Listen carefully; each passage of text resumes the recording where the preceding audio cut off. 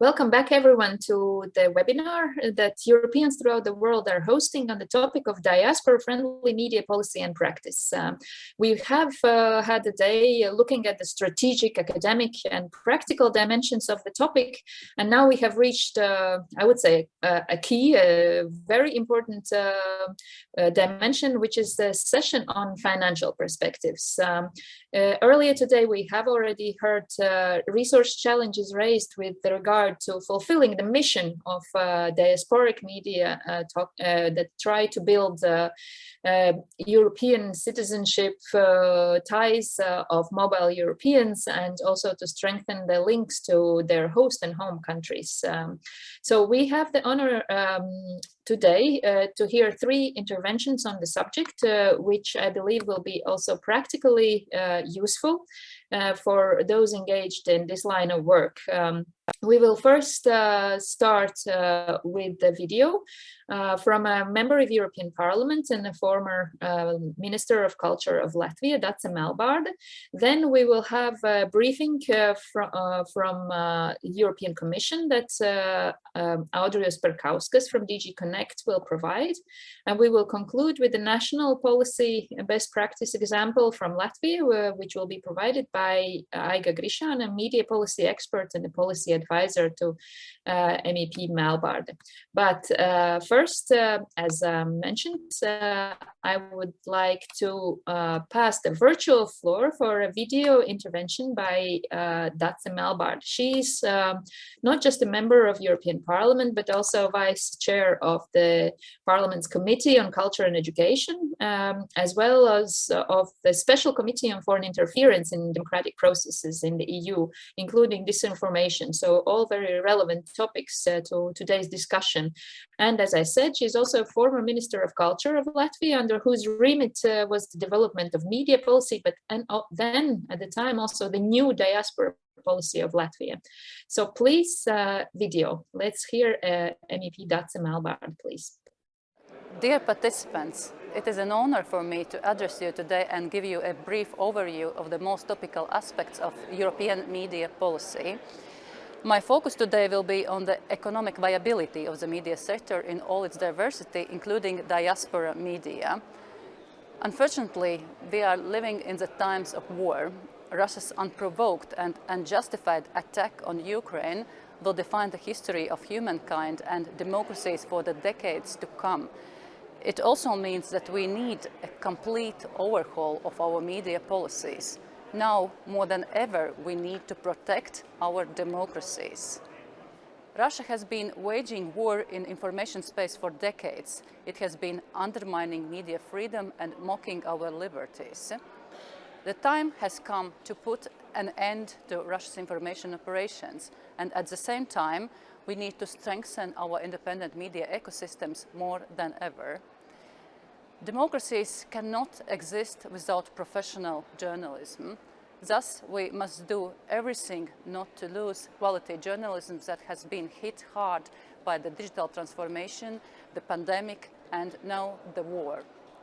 Media freedom, safety of journalists, economic viability of the sector, and trust in media have been deteriorating around the world and, unfortunately, also within the EU for the last decade. The media ecosystem was already fragile before the pandemic, and there are real risks to media plurality. Moreover, the COVID-19 pandemic has deepened existing problems. To put this simply, global giants have essentially destroyed the media existing business model. It means that traditional media lack the resources to produce quality content. They also lack investment for digital transformation that is essential in order to be able to compete with the same giants. We must also acknowledge that the media that operate in smaller markets, in smaller countries, as well as local, regional, cultural and other niche media, including diaspora media, face additional challenges. These markets are simply too small to operate an economically viable media business on purely market principles. Moreover, in some member states, such as the Baltic states, there are also very high geopolitical risks arising from Russia's interference in the information space. And this is why media freedom and the safety of journalists has been one of the European Union's priorities in 2021 and will be for the years to come. European media policy is currently at a turning point. Whereas before the COVID-19, the focus has been limited to copyrights and audiovisual sector. Support mechanisms and regulations are now being introduced on a wider scale. We have agreed that all the media, television, radio, press, online, need targeted financial support and favorable regulation in the online domain to ensure that we don't lose out any quality and diverse journalistic content in this age of digitalization and disinformation. There is already an EU action plan, European Media in the Digital Decade, in place. And this year we will work on a completely new legislation, the European Media Freedom Act. For the first time ever, the EU foresees earmarked support for the news media industry. There is a new cross-sectoral strand in the Creative Europe program. In addition, the Commission has launched the News Initiative, bringing together existing and new funding opportunities for the media under one umbrella. More support for the media sector is also available under the EU programs Horizon Europe, Digital Europe, Erasmus+, and others. I must say with a regret that there are no specific funds earmarked to diaspora media yet. This is something we must strive for, and there are good examples available, including from my home country, Latvia. As a Minister for Culture, some years ago I launched Latvia Media Support Fund. This fund from the very beginning had earmarked financing for diaspora media and also for content on diaspora issues. Looking more broadly, the level of EU media support altogether is clearly not sufficient. This is why in European Parliament's Committee on Culture and Education, I and my colleagues worked on a report on Europe's media in the digital decade. The European Parliament on 20th of October last year adopted this report, and in it we call for further decisive steps to strengthen the news media industry. We call for the establishment of a new permanent EU News Media Fund with adequate funding. It is important to note here that any provision of public funding to the media should be based on the arm's length principle guaranteeing full editorial freedom. In this regard, I was truly happy to read the program of the French presidency of the Council of the EU. One of its priorities is a plan to create a European support fund for independent and investigative journalism.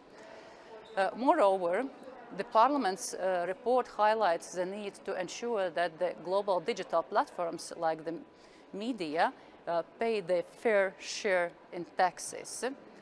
The EU is currently working to establish a 21st century tax framework, and it is essential that part of this revenue from global platforms returns to the bloodstream of news media industry.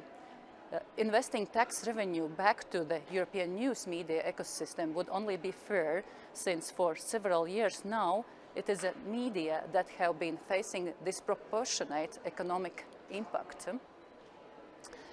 As advertising money flows mainly to the global non-European players who don't duly invest in the European content. To conclude, in the European Parliament, they emphasize that the economic sustainability of the media sector is a prerequisite for freedom of expression. And we must jointly do everything we can to ensure the financial viability of our diverse news media, including our diaspora media. I thank you very much for your attention and have a really good day and conference. I have to thank now Dace Melbārde for this useful policy dimension and future perspective of steps envisaged to strengthen the economic sustainability of European media sector, which also includes, of course, the diasporic media that we're particularly focusing on today. But right now, I'm looking forward to the information that we'll receive from our European Commission colleagues about the instruments that are currently available for diasporic media and for support to media work. I will now pass the floor to Audrius Perkauskas, who is the Deputy Head of Units at the European Commission, at the Directorate General for Communication Networks, Content and Technology, DG Connect. Please, Audrius, the floor is yours. Thank you, Elīna, and my brief intervention will actually echo what the member of European Parliament, Dace Melbārde, has just said. So in particular, I will highlight some important aspects around the planned Media Freedom Initiative, and I will talk a bit indeed about the important funding aspects. So just a few words about the Media Freedom Initiative and how it relates to diaspora media. Indeed, the Media Freedom Act will be a lot about making the internal market for media more smooth and removing obstacles and fragmentation as far as possible in the internal media market. So, for example, we will aim to make sure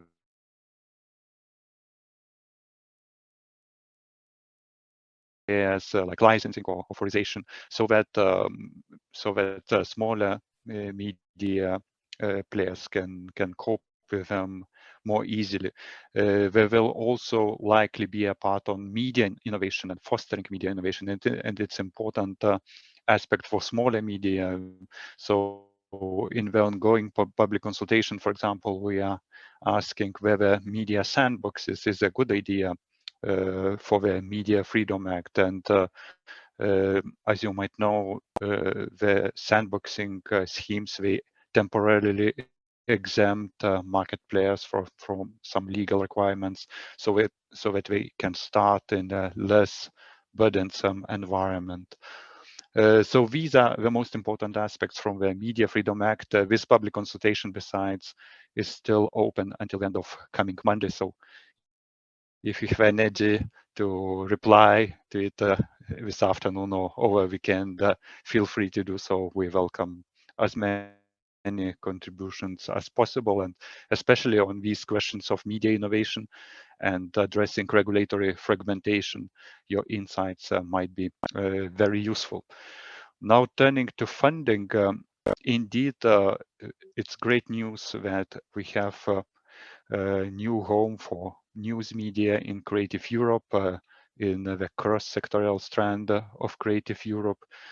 So speaking more broadly, our funding actions rely on two main sources. So one is indeed Creative Europe, and another is still pilot projects and preparatory actions coming from the European Parliament, because European Parliament, indeed, we have to be grateful to European Parliament because they are proactive in the media field, and indeed we get very useful ideas and proposals for the media sector.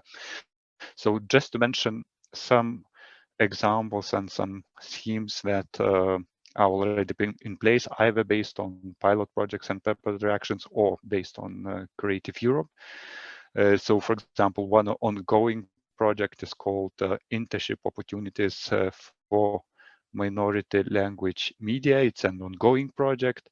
As we speak, collaborations are being carried out by journalists and media working in 25 languages and coming from 16 EU countries. And so the idea of this project is that professionals from minority language media, they found their counterparts in different media organizations and do joint reporting collaboration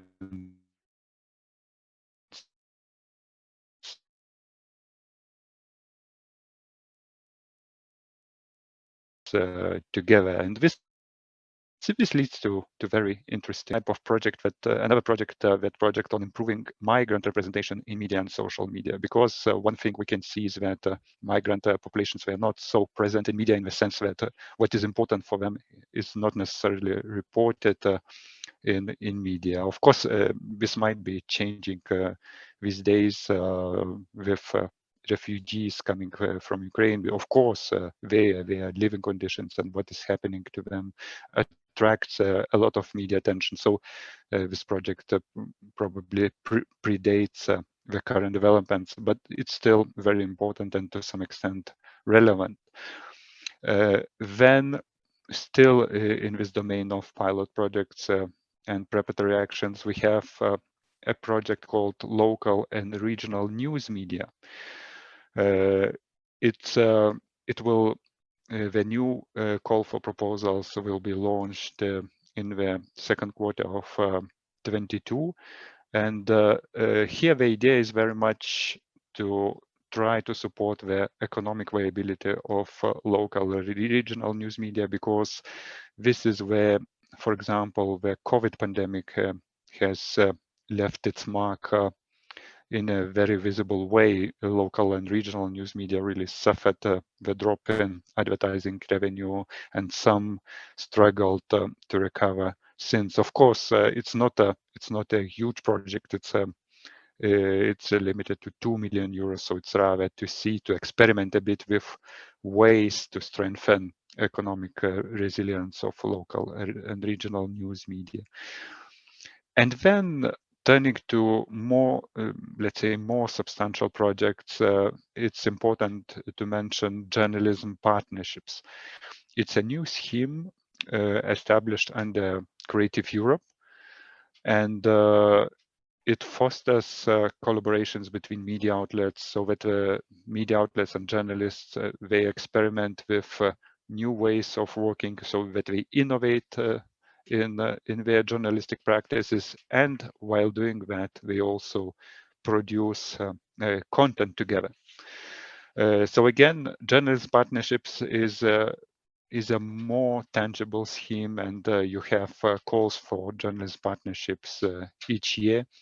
And there, a key is to get together with several other media outlets or organizations across several countries. So it resonates well with another idea just raised in the previous panel, that for all such funding opportunities, it's very important to self-organize, to get together, perhaps to establish an association, because then it will be much easier. Of course, you will have natural partners around you, and you will be able to apply for all these European funding opportunities.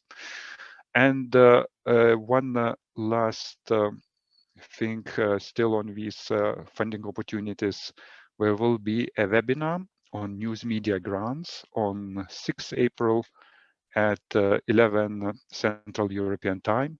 So feel free to register and to attend this webinar, because there you will learn quite a lot about how these news media grants work in practice, and what is put on the table by the European Commission. And if you hesitate where to find links to this webinar or other relevant information, you can always follow our corporate Twitter account, which is Media EU.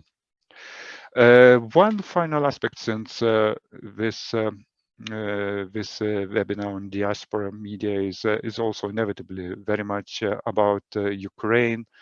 Just to say that in the Commission we have quite a long experience with projects which provide shelters to journalists, in a sense that projects which host journalists fleeing their countries due to different threats, and provides a working environment for journalists on the European soil. So now we are focusing a lot on deploying these kind of projects to help Ukrainian journalists, of course, but not only, also Russian journalists who are leaving their country in big numbers. And we feel it would be important to recreate this independent independent information space in Russian language with the help of Russian journalists. So you will be learning about this in the coming weeks as well. Thank you. That's all for me. Thank you, Audrius, for this good and useful overview of the funding opportunities that our viewers can further explore in support of the media work with and regarding mobile Europeans as well as Ukraine. Thank you very much. And now for a national policy perspective, I would like to turn to Aiga Grišāne. I have asked her to present a case study from Latvia, and Aiga is a media policy expert, as well as a policy advisor to Dace Melbārde, a member of European Parliament. And among Aiga's work priorities in the European Parliament, there is media policy, as well as legislative aspects of it, as well as promotion of media literacy and the fight against disinformation.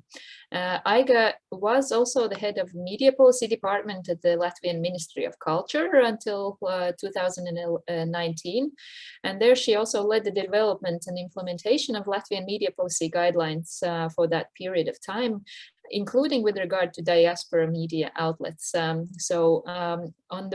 Against the background of this rich professional experience, I'm very keen on hearing Aiga's views and reflections on national policy dimension of support for diasporic media. Please, Aiga, the floor is yours. Thank you, Elīna, and thank you all for having me here. I'll start maybe with a bit of historical background on media policy in Latvia.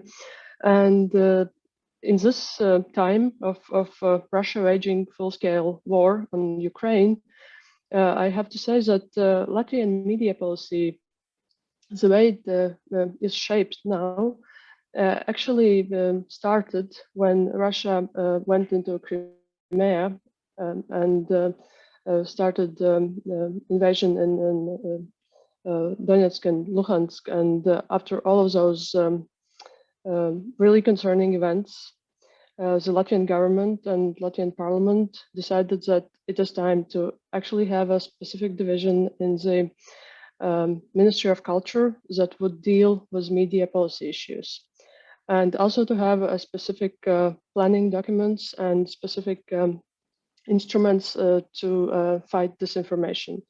Those were two separated issues which are obviously interlinked, but we would try to keep it separated as much as possible, because media policy is one thing and fight against disinformation is another thing, even though media as such is the best antidote to disinformation. And so media policy department in the Ministry of Culture was established around 2015, and the first ever holistic media policy guidelines in Latvia were adopted by the Cabinet of Ministers in 2016. So in these media policy guidelines, from the very beginning, we already paid particular attention to diaspora media. For Latvia as well, diaspora, as it was mentioned in previous panels, has played a really important role during the times when Latvia was occupied by Soviet Union, by Russia. And there was already diaspora media and strong diaspora media during these 50 years, operating in different European and world countries. But with the changes in the information environment and changes also within the diaspora, we as policymakers were approached both by diaspora media and by diaspora NGOs, asking for additional support from the state, from the Latvian government, to help to sustain Latvian diaspora media. So when we developed guidelines in close cooperation with both diaspora media and diaspora NGOs, we focused on two aspects, and that was also mentioned in the previous panels. So one is the aspect of diaspora media operating in different countries, and the way we can help diaspora media to be economically more viable in the times when the advertisement revenues falling, and the subscriptions sometimes are falling as well. So this was one of the directions we worked with, establishing specific project goals for diaspora media to support creation of quality content in diaspora media.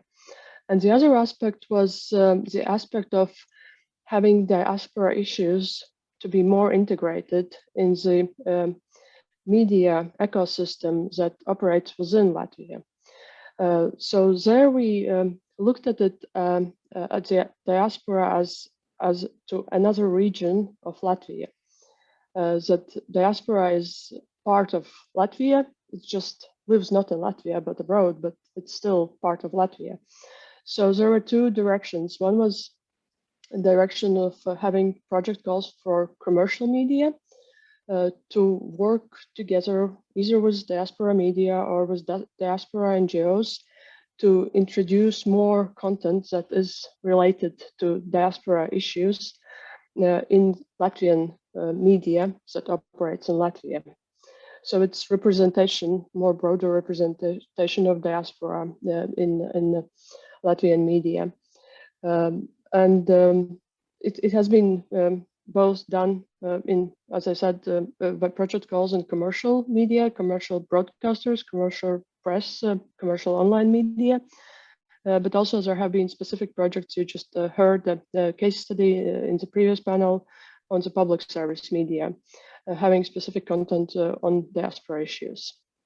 It was also mentioned here that this is important not only because people living in Latvia would know more about how diaspora is living in different countries and what are the concerns and maybe how cooperation could be established or increased with the people living in diaspora, but also because of the availability of the internet and the availability of social media. This content also reaches people living in diaspora. And here I liked Elīna's comment on not making a distinction between diaspora and expats, because it's sometimes hard to distinguish, and sometimes it's good actually to integrate the communities that are in a different country living for longer times and the expats that might come just for a few years. But here it's important that these communities do consume more and more media from their home countries as well, and it's important that they see themselves being represented there as then this direct link, which is part of how media operates and how media is trying to work with its audience. Then there is this direct link also with diaspora people. They don't feel that they are not part of the discussions. They don't feel that they are abandoned somewhere. They see that within the public discourse, diaspora has a place to play a part in Latvian public discourse. Another maybe thing I could mention is it's also a question of language and not losing Latvian language. That was important for us. And the opportunities that internet now provides obviously are immense, in particularly of being able to show cartoons and other kids content to diaspora kids, which is a really good way to continue helping with the language skills, not only in Sunday and Saturday schools, but also actually having this content available for kids and targeting this content also to diaspora kids. So there are two or even more ways how to approach diaspora content. Maybe another thing, now that we are in a completely different situation, I believe we will have to look much deeper and closer on issues regarding disinformation coming from Russia, on issues regarding content in Russian, and also on content in Belarusian and Ukrainian, and see how we can support this pluralistic media space in Russian language, both within the EU and helping Russian journalists to keep on working for the audiences in Russia, but most probably from the safe spaces in the European Union, as the situation which we are seeing now probably is the new Iron Curtain being established, and there is a need to think about both catering for the audiences that live here in European Union that prefer to have content in Russian, Ukrainian, or Belarusian language, and also to trying to save at least part of independent Russian media that's still out there. So I think we'll have to really have new tools, new mechanisms, find new ways how to look at this issue and how to help this content to be available, this quality content, because as we know very well, there is another part of it, which is not even soft power, but we could call it harsh power or sharp power of Russia. And that's a Russian mirror concept and all the Russian foundations that are working to undermine and split our societies, and that are particularly working to destabilize Russian-speaking people living in our European countries. So we have to put something against it, and quality media, independent media, as I said, is the best antidote to disinformation. Thank you. Thank you very much, Aiga. You have showed important avenues for further work with regard to Russian disinformation and in general in strengthening our information spaces resilience to any kind of attacks or undermining tendencies. I also hope that the examples of policy instruments from Latvia will serve as an inspiration or as a point of reference in developing national support tools in other countries, as well as to the extent possible also at the EU level. With this, we have come to the conclusion of our event. I would like to say first, thank you to the three speakers of our closing session on practical support tools. We had a strong Baltic presence here. It's always pleasant to see. Thank you very much, Audrius. Thank you, Aiga. And thanks also to Dace Melbārde, a member of European Parliament, whose video address we heard today. And I would also like to close this event with many, many thanks to our experts, partners, and audience that have followed this event today. Thank you for freeing up your time and intellectual space for these exchanges. They have indeed been very valuable and provided interesting insights that will serve us Europeans throughout the world as a solid basis for developing policy proposals in this area. I am also particularly grateful to our Ukrainian participants earlier today, as we each individually, but also collectively seek ways to support Ukraine in protecting Europe as we know it. So thank you, everyone, and please do follow Europeans throughout the world online for news on follow-up to this conference, as well as for news on further events which engage topics relevant for Europeans across the world. Thank you very much and hope to see you soon.